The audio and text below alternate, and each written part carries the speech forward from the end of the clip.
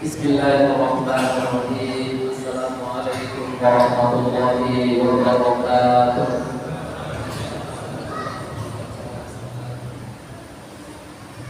Alhamdulillah ala ihsani wa syukrun lahu ala taufiqihi wa imtinani wa asyhadu an la ilaha illallah wahdahu la syarika ta'ziman li sya'nihi wa asyhadu anna Muhammadan abduhu wa rasuluh ad-da'i ila ridwanihi sallallahu alaihi wa ala alihi wa ashabihi wa ikhwanihi.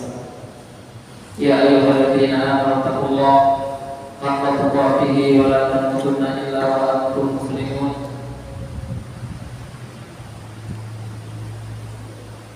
Fa inna asdaqal haditsi kalamullahi ta'ala wa khairul huda huda nabiyyina Muhammadin sallallahu alaihi wasallam wa syarrul umuri muhdatsatuha wa kullu muhdatsatin fid dini bid'ah wa kullu bid'atin dhalalah wa kullu dhalalatin finnar. Amma ba'du, usikum wa nafsi bitaqwallah wa fazal muttaqun. Jamaah kaum muslimin yang berbahagia, insyaallah malam hari ini kita akan mulai kajian dengan tema kiat-kiat agar menjadi istiqomah dalam ibadah. Segala puji bagi Allah semesta alam yang telah memberikan kita begitu banyak kenikmatan sehingga pada malam hari ini kita masih diberikan kesempatan waktu luang untuk mengkaji, untuk mempelajari firman-firman Allah, hadis-hadis Rasulullah sallallahu alaihi wasallam yang Rasulullah sabdakan, "Ma ijtama'a qaumun fi baitin min buyutillah yatluna kitaballah wa yatadarasuna illa nazalat alaihimus sakinah wa ghasyiyatuhumur rahmah."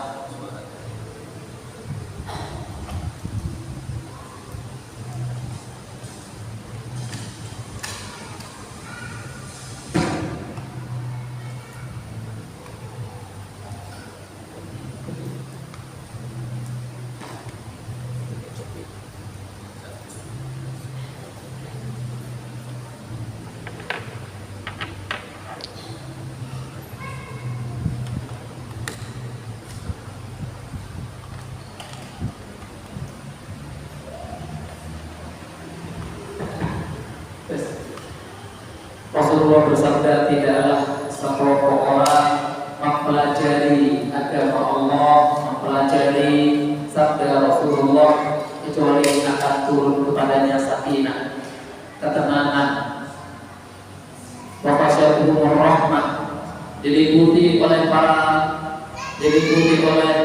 rahmat, kasih sayang Allah, wa dzakarallahu fi man indah, dan Allah akan sebut nama-nama hadirin semuanya di depan para malaikat. Itulah keutamaan kajian. Barang siapa yang datang dari rumahnya menuju kajian dalam rangka mempelajari firman Allah, maka baginya pahala seperti umroh atau haji sempurna, dengan syarat memang dengan tujuan kajian. Masalah tariqatnya taqsufihi ilma sahalallahu bihi tariqan ilal jannah. Barang siapa yang mempelajari, yang berjalan, yang keluar dari rumahnya menuju tempat belajar, pondok pesantren, ke masjid, mushola, maka Allah akan mudahkan jalan baginya menuju surga Allah Subhanahu wa taala. Itulah beberapa hadis tentang keutamaan menuntut ilmu. Masih banyak lagi hadis yang tidak mungkin kita sebutkan satu persatu.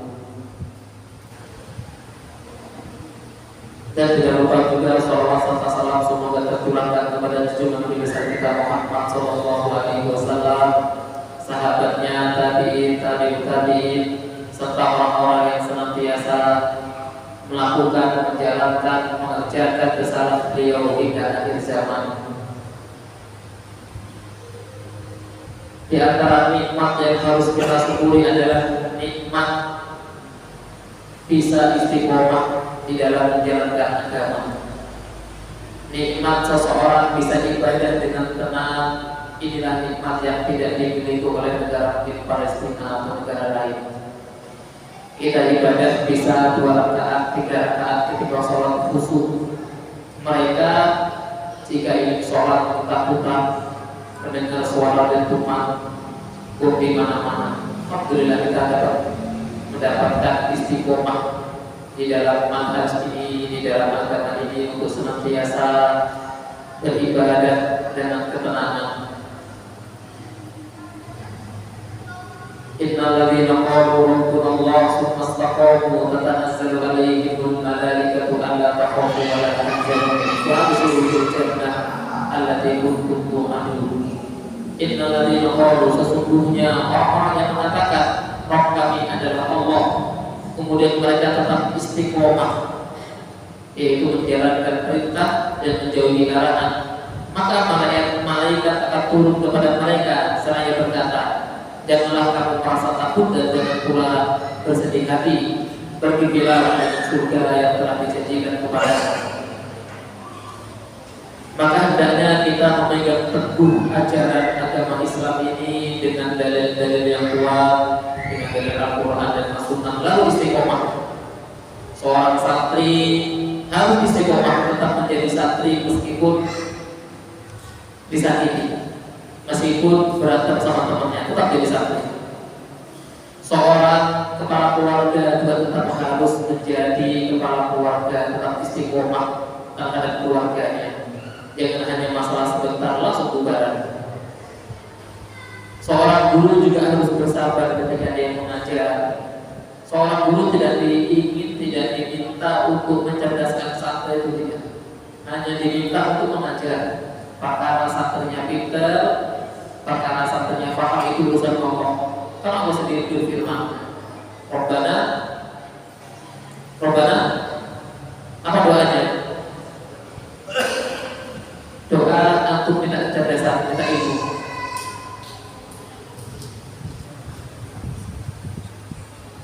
Lupa semua. Disebutkan, ya Allah, tambahkanlah kepadaku ilmu dan faham dan kepahaman. Jadi seseorang hanya diminta belajar, hanya diminta untuk pondok, hanya diminta untuk istiqomah. Perkara seorang santri harus paham, itu urusannya dia dengan Allah. Seorang guru hanya diminta untuk mengajar saja, sebatas kemampuannya. Jangan berkecil hati, jangan gampang marah jika mendapati santri nggak paham. Santri paham nggak paham bukan urusan kita, urusan santri dan Allah. Kalau Allah sudah turunkan kepahaman, akan paham. Apa syaratnya? Takwa saja. Ya ayyuhalladzina amanu taqullaha yu'allimukumullah. Wahai orang-orang yang beriman, takwa kepada Allah, maka kau akan Allah ajari.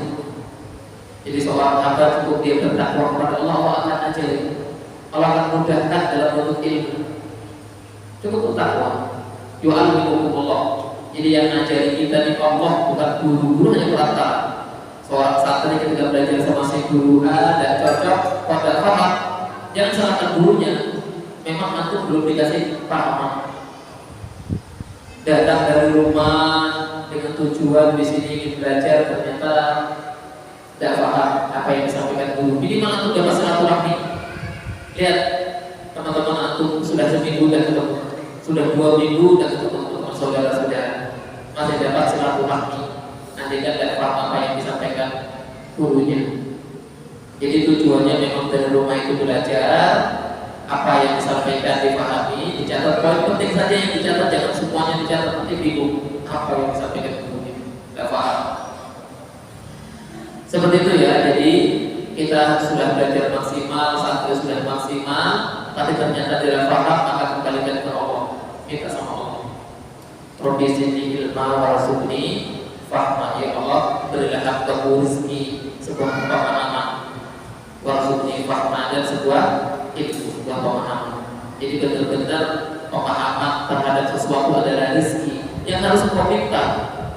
Harta kalau kau minta, masa rezeki ilmu tidak diminta. Rabbi zidni ilma, ya Allah tambahlah ilmu kepadaku, warzuqni fahma, dan rizkikanlah kepadaku pemahaman. Jadi pemahaman mutlak milik Allah Subhanahu wa taala. Jangan dikalat-kalat. Susah kali kita belajar arti istiqomah.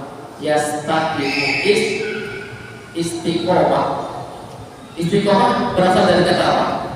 Dalam ilmu shorof, semua dalam ilmu bahasa Arab ya, semua kata itu bersumber dari dua. Ada namanya isim jamid sama isim satu lagi, jamid sama mustaq.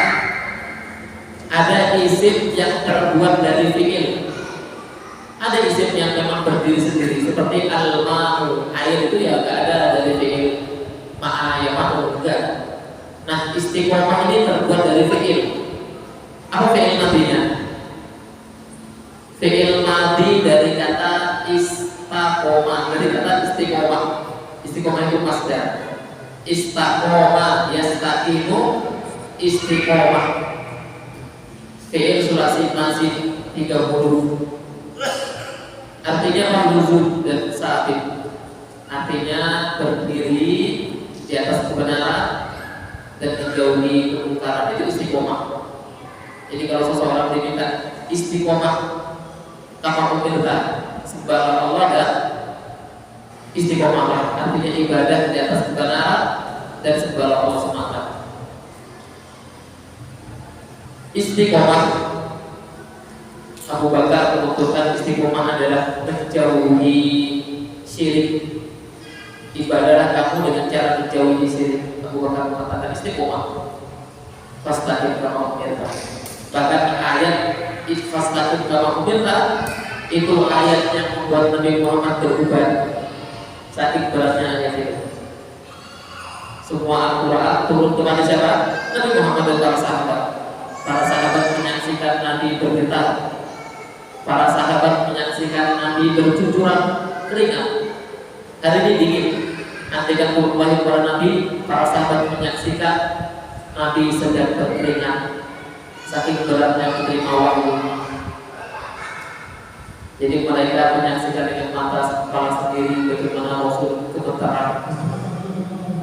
Rasulullah gemetaran menerima wahyu. Rasulullah gemetaran menerima tamu Jibril.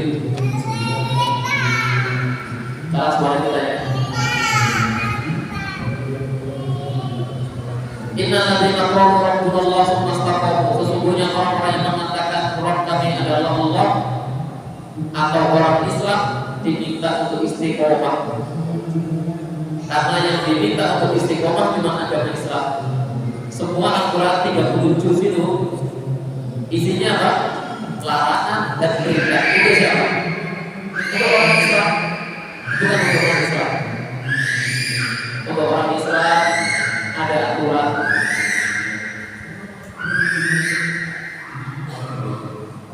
Kayaknya lebih cepat gitu. Seperti itu ya. Jadi Al-Quran dan Al-Hadis yang jumlahnya hampir 10.000 hadis, 15.000 hadis. Kalau tidak ditambah semuanya, Bukhari, Muslim mungkin sekitar 5.000, Bukhari 7.000. Kalau disatukan hadis itu sampai 5.000 atau mungkin 15.000 saja hadis itu. Quran ayatnya ada berapa? 6.000 sekian ayat, 6.600 ayat. Itu semuanya untuk orang yang beragama Islam saja. Untuk non-Islam tidak diatur. Maka orang non-Islam bebas mau ngapain saja, tidak ada aturan. Tapi untuk Islam harus mau diatur dengan Al-Quran dan As-Sunnah. Al-Islamu Islam menyerahkan diri untuk diatur oleh. Anti-Islam itu apa? Berserah diri untuk diatur. Maka Al-Quran yang 30 juz itu isinya ngatur orang Islam. Hadis Nabi yang jumlahnya 15.000 hadis itu ya isinya untuk ngatur orang Islam. Inna dina indallahi Islam. Agama yang sah hanya Islam. Gak Islam dasar. Ada di antara yang ragu. Jangan ragu. Karena barang siapa yang ragu orang kafir itu kafir, untuk ikutan kufur, Orang Islam harus meyakini orang Islam ini kufur di surga. Kemudian selain Islam tidak boleh masuk surga. Kalau aku sangat ragu, tak mereka baik besar sedekah ribuannya baik, juga tidak berarti masuk surga. Tidak, Nabi bersabda, tidak ada Yahudi dan Nasrani mendengarku kemudian dia tidak iman kepadaku, maka tempatnya adalah neraka. Maka kau harus yakin kalau Islam ini adalah agama yang benar. Dan Islam itu yang benar-benar itu termasuk pembahasan tauhid awal-awal pembahasan Islam. Seorang adalah ragu akan kekafiran orang kafir, masuk di 10 pembatal keimanan seseorang. Apa tadi? Ragu terhadap kekafiran orang kafir. Dia ragu saja udah kufur, apalagi tidak yakin. Kalau bumi ini isinya 8 miliar manusia, berapa Islam? 2 miliar. Maka 2 miliar ini Allah jamin surga. Dari 2 miliar ini coba tengok berapa banyak yang istiqomah di atas sunnah. Sangat sedikit. Di Indonesia tidak sampai 1 juta. Kalau dikumpulkan dari seluruh barat, pada 1 juta orang. Dari 20 miliar ini Allah jamin surga bagi orang yang syahadat. Kemudian dari 2 miliar ini pasti ada orang yang masuk surga tanpa hisab. Dan saya pernah membaca banyak kitab. Ajaran yang paling mirip dengan Nabi Muhammad adalah ajaran Salafi, ajaran Sunnah. Percaya aku, saya tidak mengklaim cuma ini yang paling benar. Rapat yang salah, rapat kita taat aja, rapat salah. Yang lain ini mas Sunnah. Coba sampai kita orang Salafi, orang-orang Sunnah. Aku mau ke Aceh sama, mau ke Papua juga sama. Kalau dia mengaku Sunnah dengan ucapan suku Papua sudah rata, tidak perlu ini cuma bisa pertama wajibnya, bisa kedua kita bebas. Kalau cuma mengangkat jin tidak bisa masuk saja, bisa lewat atas, bisa lewat tangan kanan kita. Tapi siapa yang tunduk kepada agama ini juga? Beberapa tahun lalu mungkin kita masih di luar sunnah, namun kita sedikit mempelatih sunnah. Coba siapa yang ketika baca hadis langsung taat sama hadis itu? Siapa yang langsung taat? Ini orang-orang salaf. Yang lain akan mencari kebenaran. Hukum isbal, hukum isbal saja itu kitabnya ada 100 halaman yang dalam Sayyidul Abidin hanya perkara isbal. Ya udah kita ambil yang paling ringan. Isbal hukumnya makruh, mubah ya. Kalau kita kata haram atau tidak haram, karena kalau tidak isbal, sahabat Nabi tidak isbal, Nabi Muhammad tidak isbal, sahabat Nabi semuanya tidak isbal, sahabat jauh-jauh ada yang isbal sama Nabi dia enggak. Nah sekarang kita masa mengikutin yang jauh-jauh yang berkuasa, yang ikutin yang sahabat Nabi tadi. Gak usah itu langsung Abu Bakar pun rawat dan dimarahin, sama boleh dan dimarahin. Abu Bakar itu dimarahin Nabi cuma karena Abu Bakar ini kecil, kurus ya, semua hartanya disumbangkan untuk Islam, bahkan keluarganya dititipkan. Wahai Abu Bakar, itu apa keluargamu? Keluargamu sama yang aku Allah wa Rasul. Saya titipkan keluarga saya kepada Allah dan Rasulnya. Abu Bakar termasuk sahabat Nabi yang infak seluruh hartanya buat Islam. Umar 2/3. Ini Abu Bakar ini seluruh hartanya. Ini Abu Bakar merawat celananya, merawat aja. Gak isbal, merawat aja. Karena kelaparan, diganjil batu, 1 2 batu, masih kotor. Ya sudah, berarti darurat yang dihukumi darurat. Begitulah sahabat Nabi itu taat kepada Nabi tanpa tanya sebab kenapa. Maka orang-orang salaf itu hidup. Orang salaf itu hidup tidak tanya kenapa. Kalau dikatakan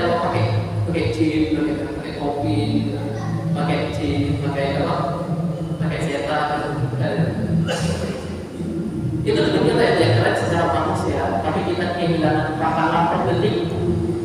Antum tidak isbal itu pahalanya apa? Per detik. Makanya dipotong. Kalau cuma dilipat, nggak ada yang lihat isbal lagi. Saat ini ketahuan diatur celananya dipotong, tapi belum ya. Alhamdulillah sampai aja. Allah juga berfirman di hadis qudsi. Tepatnya sabda Rasulullah. La yaqbalullahu salata ahadikum, la yaqbalullahu salata musbirin. Allah tidak menerima sholat orang yang isbal. Pernah dengar hadis ini? La yaqbalullahu salata musbirin. Allah tidak akan menerima sholatnya ya isbal. Kita sebagai orang sunnah langsung iman sama hadis ini. Di luar sana mereka meneliti jika sombong, jika banyak taat sama aturan orang-orang salafi sombong. Insya Allah orang-orang yang taat orang-orang salafi, orang-orang yang taat dengan aturan sunnah ini orang-orang salafi. Sisanya adalah mencari celah, mencari ilah, mencari sebab. Cuma mencari sebab. Kenapa zuhur 4 rakaat? Kenapa sholat zuhur harus 4 rakaat? Kenapa sholat subuh yang waktunya lama cuma 2 rakaat? Kalau kita mencari sebab itu kita bingung sendiri. Maka orang mengatakan sebabnya itu perintah. Kenapa sholat zuhur 4 rakaat? Karena perintahnya 4 rakaat selesai. Kenapa kita tidak boleh isbal? Karena perintah Nabi. Allah tidak melihat orang-orang yang isbal nanti pada hari kiamat. Allah tidak akan berbicara dengan mereka. Hanya perkara isbal. Maka yang hari ini tidak isbal, tetaplah istiqomah di atas jalan ini. Tetaplah istiqomah di atas jalan kebenaran. Dan aku harus yakin dulu baru bisa istiqomah. Kalau dari yakin tidak bisa istiqomah, istiqomah dulu. Yakin dulu kalau ajaran yang aku ini sudah kebenaran. Kalau ragu tanya Ustaz, banyak Ustaz. Tanya biar tidak ragu. Tinggalkan apa yang membuatmu ragu. Apa artinya? Dakma yalibuka ila ma la yalibu. Tinggalkan yang membuatmu ragu. Ragu saja sudah salah. Ragu saja. Saya ini sebenarnya ragu ini. Ragu aja sudah salah dalam agama Islam. Antum harus yakin. Kalau antum yakin orang Kristen benar, keraguan yang paling konyol. Antum harus yakin saya yakin Islam itu benar. Setelah itu harus yakin ajaran satu persatu antum yakini kebenaran. Kita belum belajar tauhid, fikih, hadis, usul, qawaid. Maka kalau kita belum belajar semuanya, sikap kita itu taklid. Taklid itu apa? Ekor ustaz, ekor pembesar, ekor ulama, dan itu hukumnya sebuah kewajiban. Kita nggak ada dalam diri kita ini apa namanya? Tidak.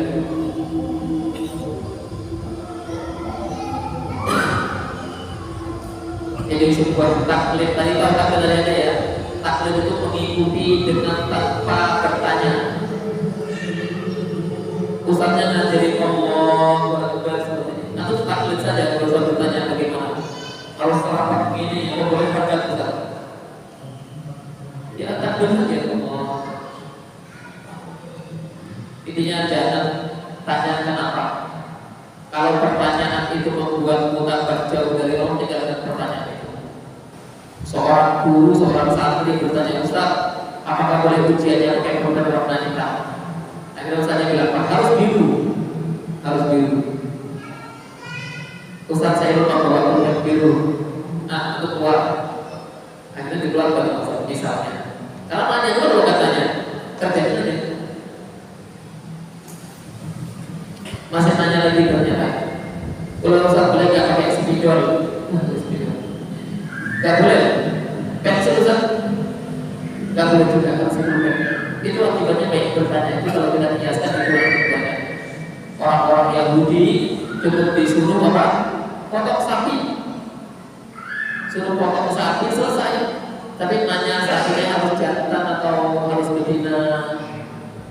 sapinya berwarna apa, sapinya yang masih apa, yang boleh dipakai buat bajak sawah atau dulu seperti itu. Karena bayangannya akhirnya apa, susah sendiri. Tapi hal-hal yang penting harus ditanyakan. Hal-hal yang penting harus ditanyakan. Tapi sudah paham, tidak usah diperjelas. Karena memperjelas pertanyaan yang sudah jelas itu membingungkan. Baik, berikutnya kita akan bahas tentang istiqomah. Yang pertama tadi sudah kita jelaskan, kita sudah yakin dengan agama ini. Kalau yang kita artinya adalah sebuah kebenaran, jangan sampai ragu. Sudah yakin? Di antara banyak ajaran, maka aku bilang yakinilah ajaran sunnahnya yang paling benar. Kemudian istiqomah. Nah, apa? Istiqomah. Untuk biar kita kuat istiqomah, cara yang pertama adalah dengan niat yang ikhlas. Ketika ibadah, aku niatkan yang ikhlas. Tidak usah banyak-banyak ibadahnya, cuma ikhlas. Ketika ibadah ikhlas sekali. Ikhlas itu apa ya? Tidak nyesal. Kalau dapatnya digambarkan, ikhlas itu seperti orang buat hajat. Tidak ada penyesalan. Siapa yang habis tipis nyesal? Nah, harusnya untuk ibadah seperti itu, tanpa penyesalan, tanpa ingin dilihat orang. Jadi sebuah perumpamaan yang mungkin bisa dipahami bahwa ibadah, ketika ibadah harus seperti orang yang apa? Buang hajat. Tidak perlu disesali habis ibadah itu. Kenapa seperti ini? Kenapa seperti itu? Bahkan dalam ibadah pun antum tidak boleh ragu. Harus yakin juga.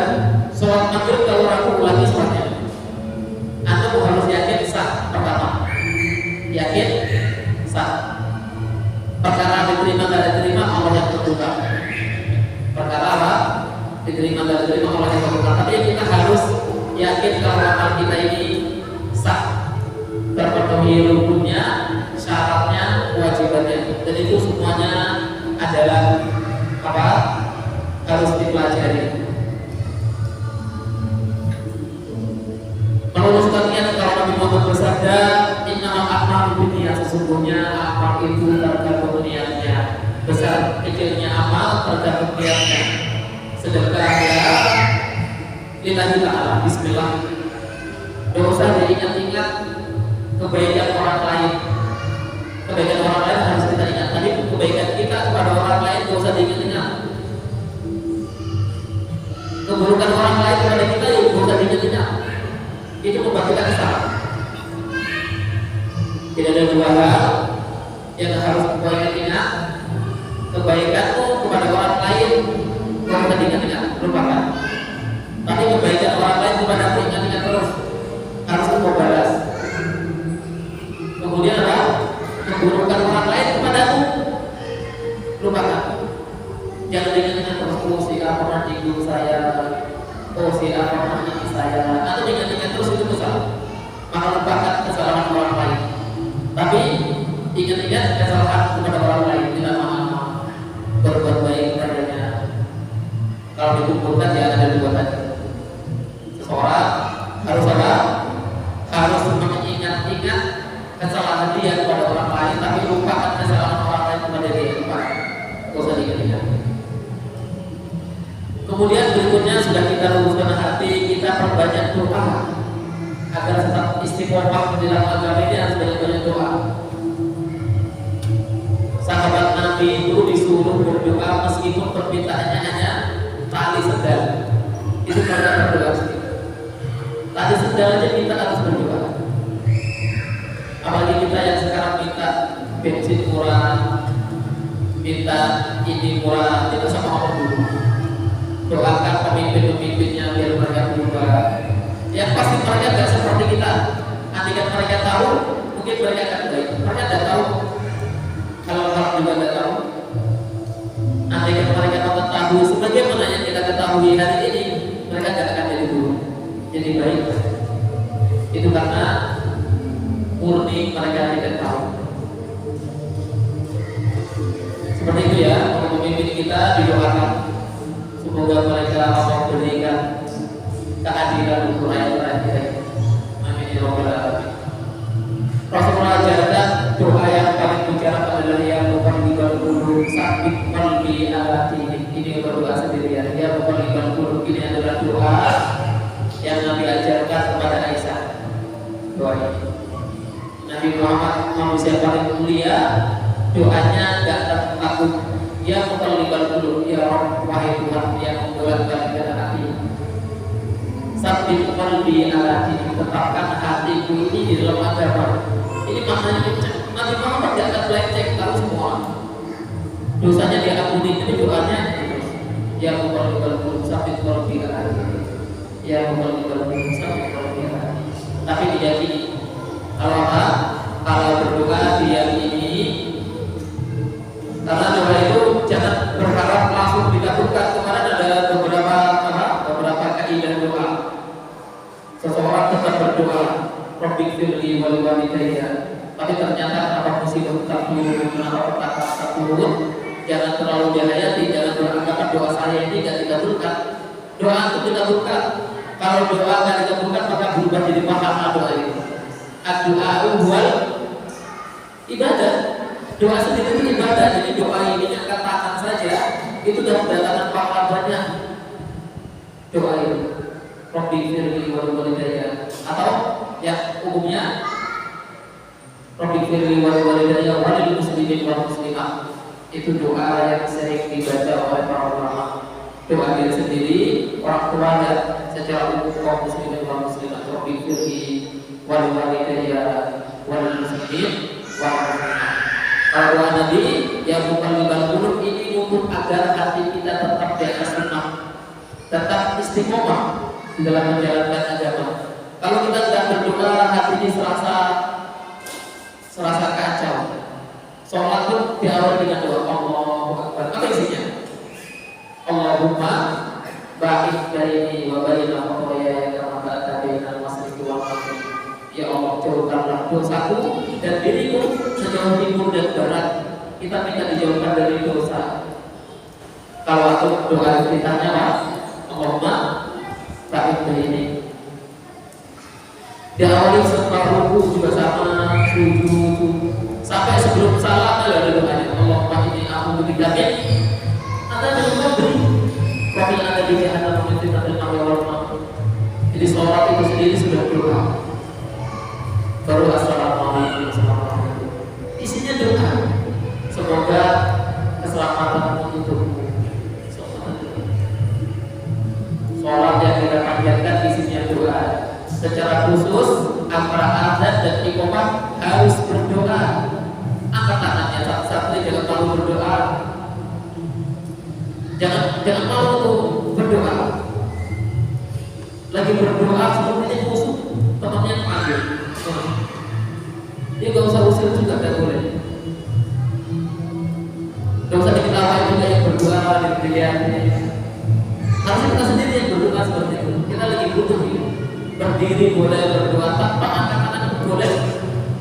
Tanpa angkat tangan itu boleh. Allahumma ighfir lil muslimin wal muslimat ini begini.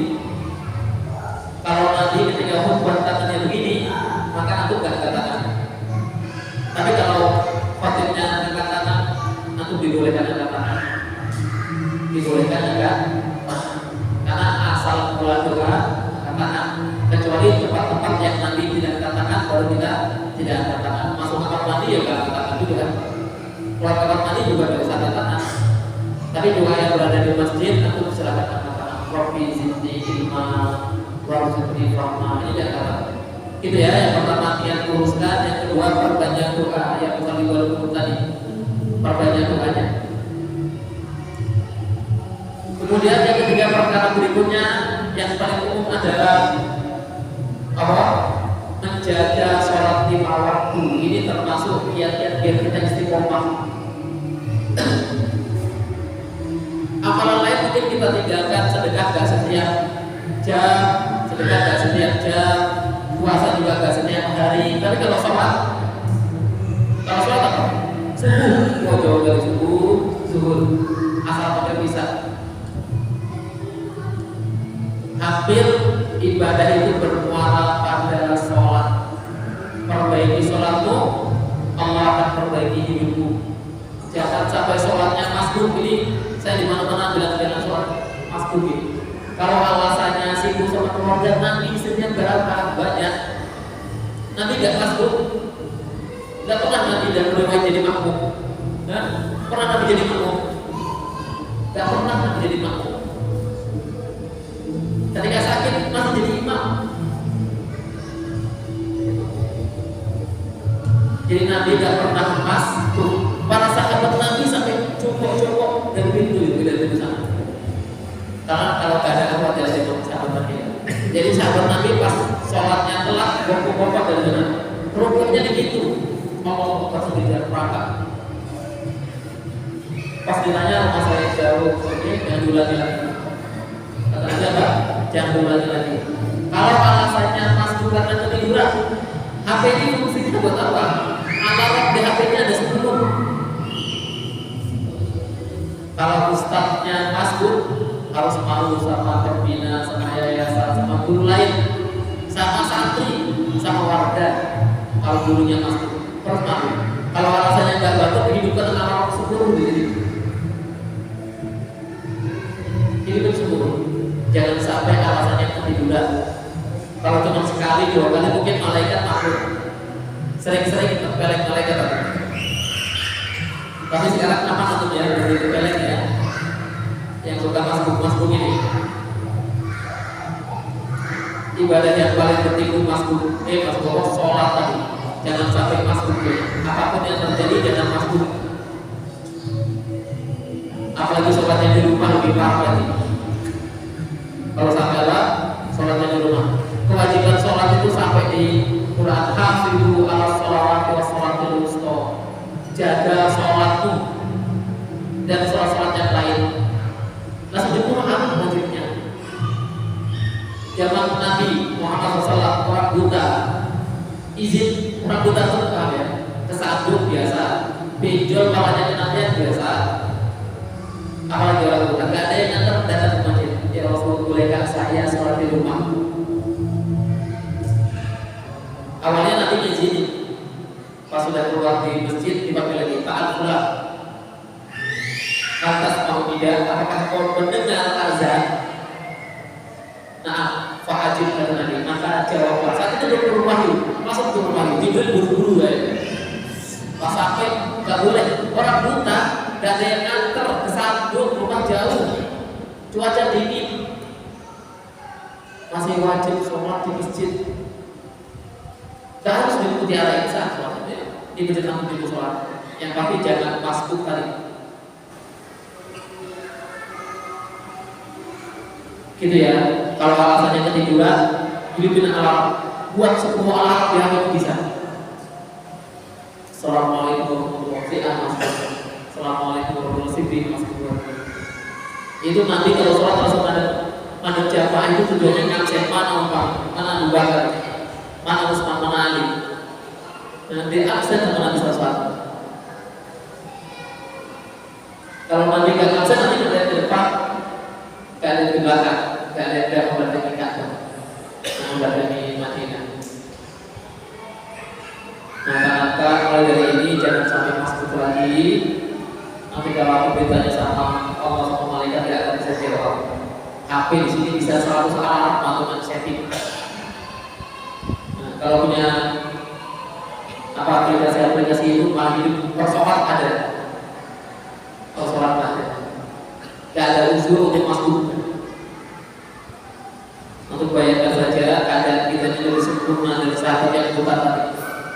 Nabi Muhammad pernah bersabda, ya sholat di rumah saya bakar rumahnya. Pernah dengar di situ? Yang sholat di rumah dibakar rumahnya, tapi yang berkurang terjadi kebakaran. Karena sahabat Nabi semuanya sholatnya di masjid. Sampai berapa pernah Nabi Muhammad jadi imam sampai berapa? Ustaz, kok ada sahabat Nabi yang jalan sampai berarti kocok di masjidnya? Dia saat itu masih awal-awal Nabi Muhammad ke Madinah, mungkin 2 Hijriah, 3 Hijriah. Ketika sudah 5 Hijriah, 6 Hijriah itu Masjid Nabawi penuh. Masjid Nabawi penuh. Kemudian Nabi Muhammad pergi jauh, misalnya 10 kilo, nanti ke sana buat masjid, diutus sahabat jadi imam di sana. Nabi Muhammad pergi 50 kilo lagi misalnya, buat masjid, utus sahabat jadi imam di sini. Seperti itu. Jadi sahabat tidak diizinkan pastung. Percayalah, amal kita gak lebih banyak dari sahabat Nabi. Kalau kita mau masuk surga karena amal kita gak akan masuk surga, kita harus melibatkan orang lain, melibatkan anak, istri, santri, teman-teman, suruh mereka sholat. Mungkin dengan cara itu kita bisa masuk surga. Kalau hanya berpacu pada sholat saja, belum tentu. Yang Allah katakan, la tadkhulul jannata bi amalikum. Kalian tidak akan masuk surga dengan amalmu. Sedekahmu tidak bisa menjamin surga. Tidak isbarmu pun tidak bisa menjamin surga. Belajarmu pun tidak bisa menjaminmu surga. Amalmu la tadkhulul jannata bi amalikum. Kalian tidak akan masuk surga dengan amalmu. Meskipun seperti itu, Nabi langsung sahabat berapa? Wala anta ya Rasulullah. Wahai Rasulullah, mengatakan juga dia, saya pun tidak akan masuk surga dengan amal saya. Tapi dengan amal soleh itu membuatmu lebih dekat ke surga.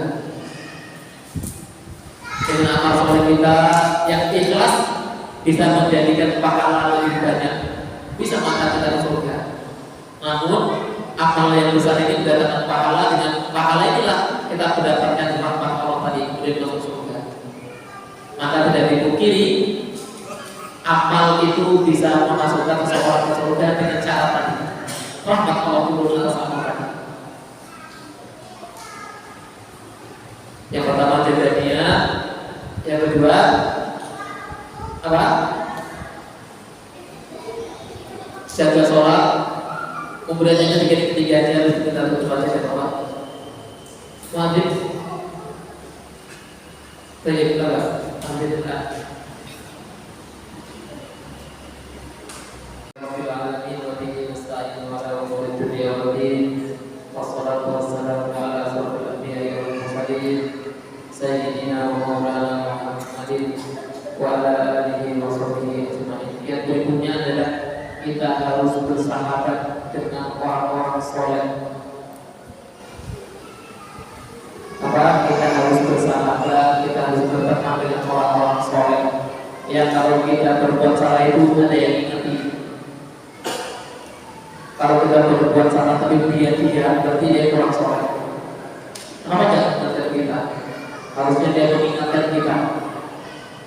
Karena kita sibuk Nabi Muhammad itu Nabi terbaik, manusia terbaik, berbuat salah Allah ingatkan.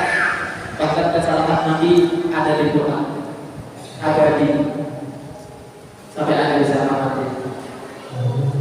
Nabi Muhammad pernah takut ada di Quran. Apa ayatnya? Apa salah? Nabi Muhammad pernah janji gak insya Allah ada ayatnya di Quran. Surat Al-Kahfi.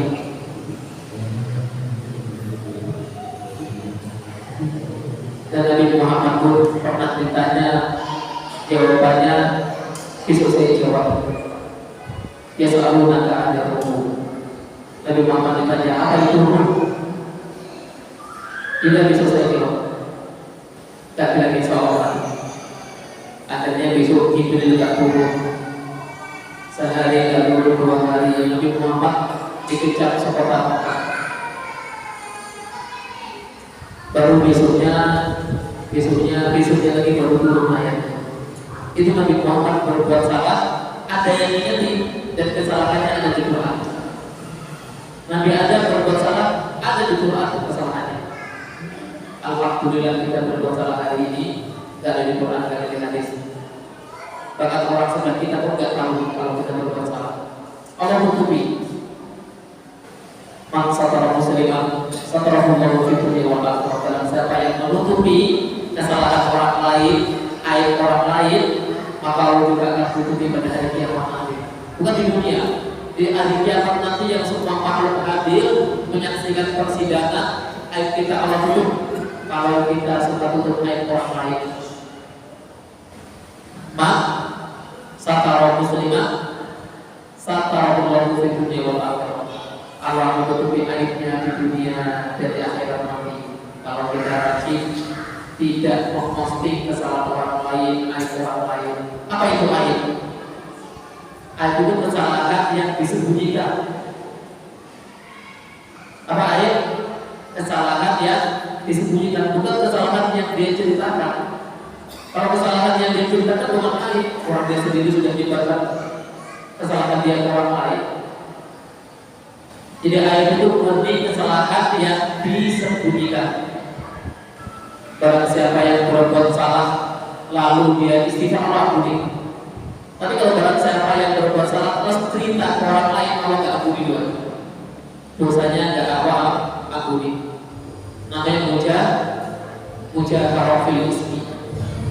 Kalau tidak akan ampuni dosa orang yang berbuat salah lalu dia cerita kemana-mana. Kalau dia berbohong, kalau dia pergi ke sini, kalau dia ke situ, apalagi dengan rasa bangga, itu tidak Allah ampuni. Maka dalam wasiat kali ini kita harus berteman dengan orang-orang soleh. Tujuannya biar diingatkan, biar Allah ingatkan, biar teman soleh nanti mengingatkan kita. Karena kalau nggak diingatkan kita terasa soleh sendiri. Wah, kita tidak ada yang diingati padahal watawasau bil haqqi watawasau bis sabri wal sabr. Harus saling memberi wasiat dalam kebaikan, kebenaran, kesabaran. Kasih nasihat dan benar. Temannya salah, terus aku juga sabar, kasih tahu salah. Seseorang harus berteman dengan orang yang baik. Rasulullah menggambarkan seperti berteman sama pandai besi, sama tukang kelas dan penjual parfum. Jika kau berteman dengan penjual parfum, kalau kau beli minyaknya, kau akan dapat harumnya. Itu teman yang baik. Tapi kalau teman yang buruk, kau seperti berteman dengan pandai besi yang tukang kelas. Kalau kau tidak kebakar, minimal mencium bau kebakaran,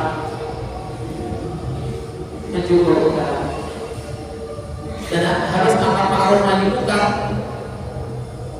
Dikatakan itu amal ma'ruf nahi munkar yang sudah besar, tapi secara kecilnya Nabi menggambarkan seperti kau berlayar di sebuah kapal lalu melihat temanmu melumbangi kapal.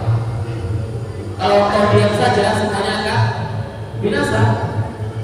Makanya sebanyak ini temannya berbuat salah, kau diam.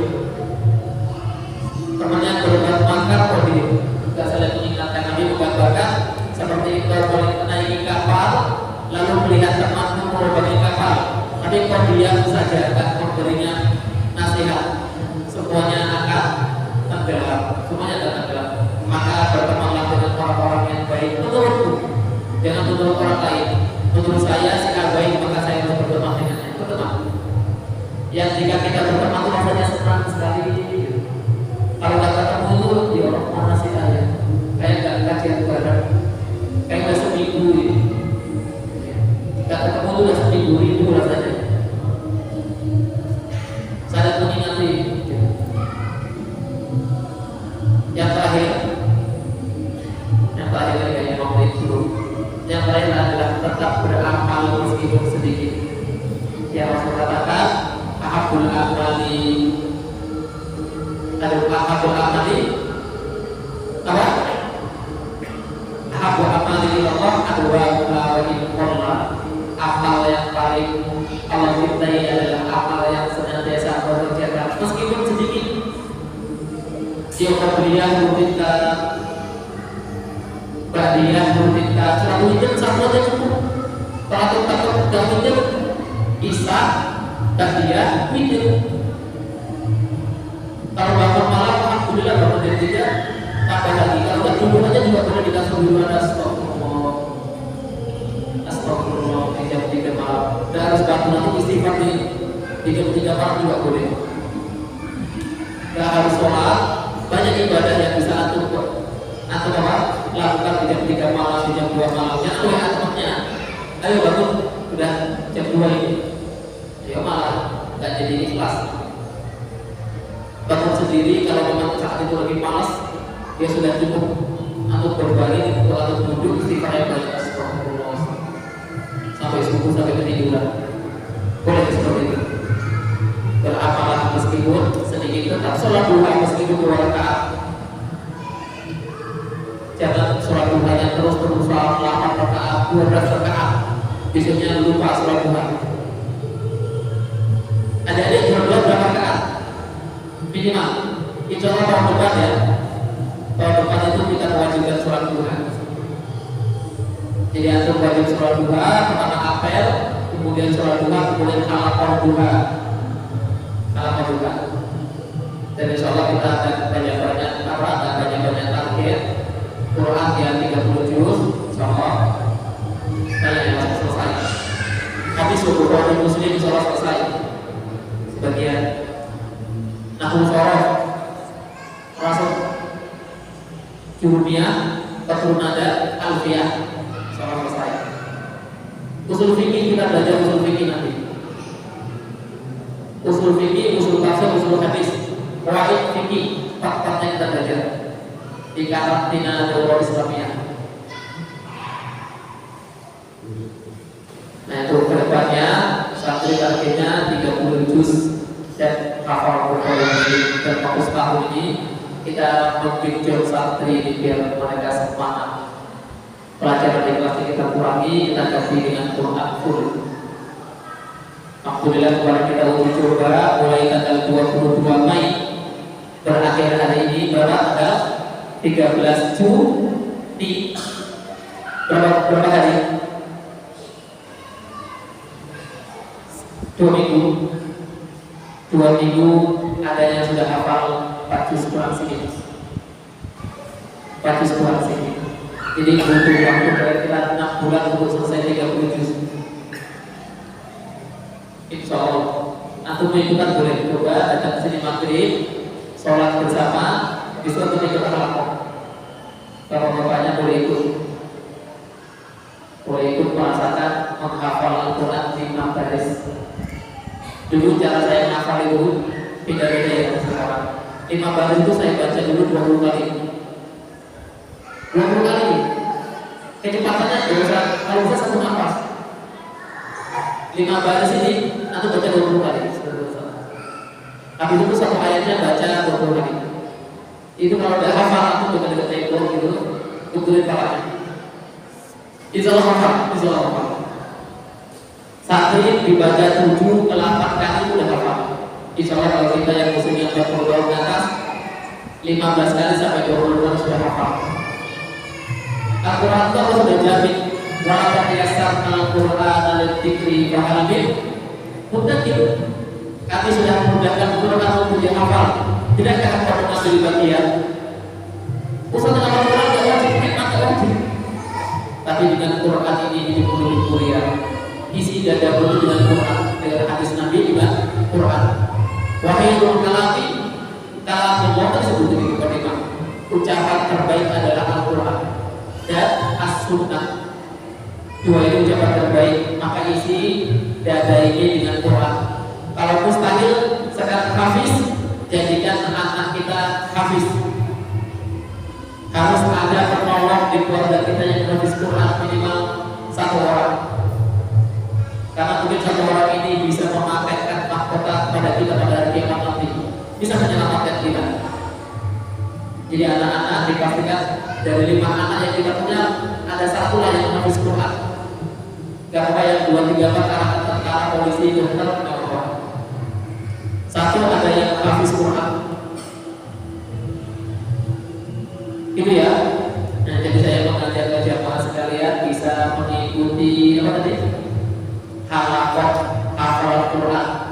Waktunya subuh, duha, zuhur, asar, maghrib, isya. Ada 6 waktu.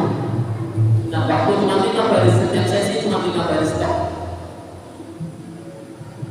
Santri-santri insya Allah pada berdiri. Bisa ya? Minimal aja ada yang 8 baris, 8 lembar.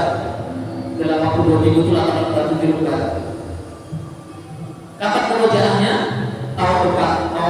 Tahun depannya kita langsung perojakan 2 kali lipat.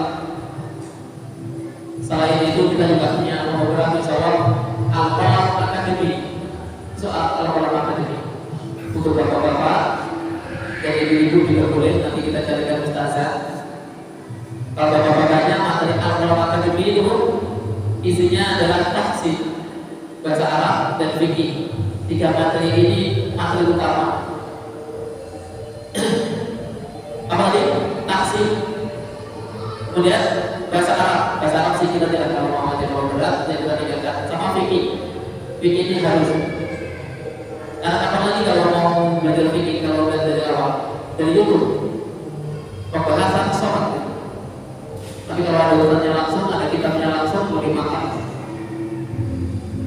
Lebih makan itu insya Allah akan kita jalankan. Ada kajian juga, kajian hari Ahad, kajian muslimah. Insya Allah kita akan buka hari Sabtu itu untuk ustazah TK SD.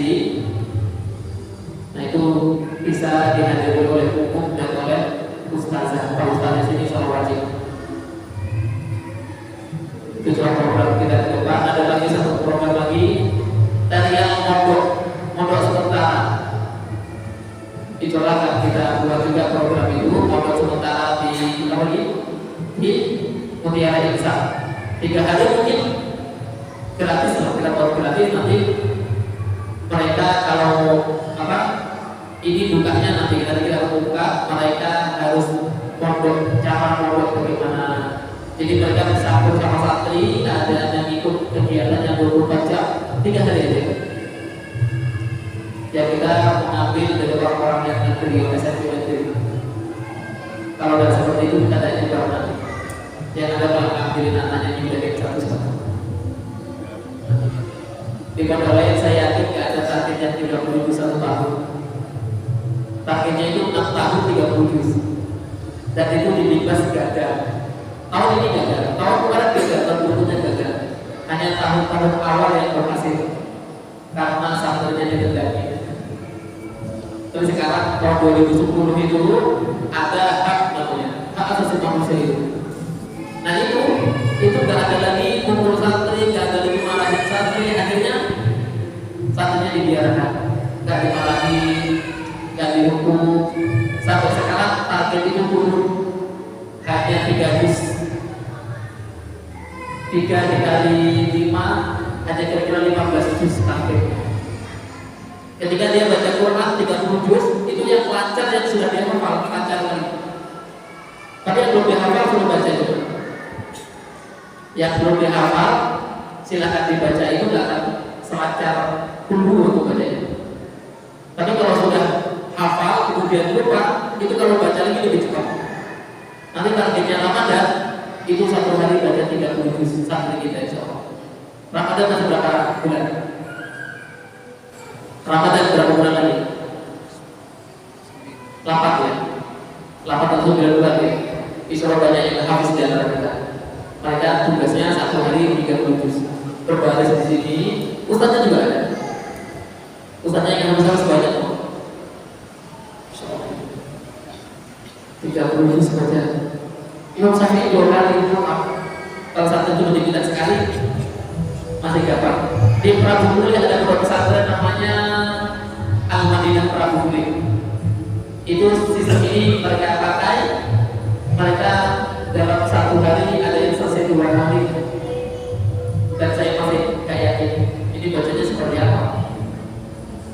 Padahal 30 juz butuh waktu 10 jam sampai 15 jam. Anak ini selesai 2 kali dalam 1 hari. 60 juz dia baca dalam sehari. Berarti kecepatannya turbo. Jadi 1 menit, 1 halaman, 1 menit. 1 halaman, 1 menit. Ini coba kita akan bersaing, tapi enggak 2 kali sekali aja. 1 hari 30 juz. Itikaf ya dari awal Ramadan sampai akhir kita itikaf santrinya. Santrinya itikaf itu. Gitu ya. Ada Pak Abdul Waktu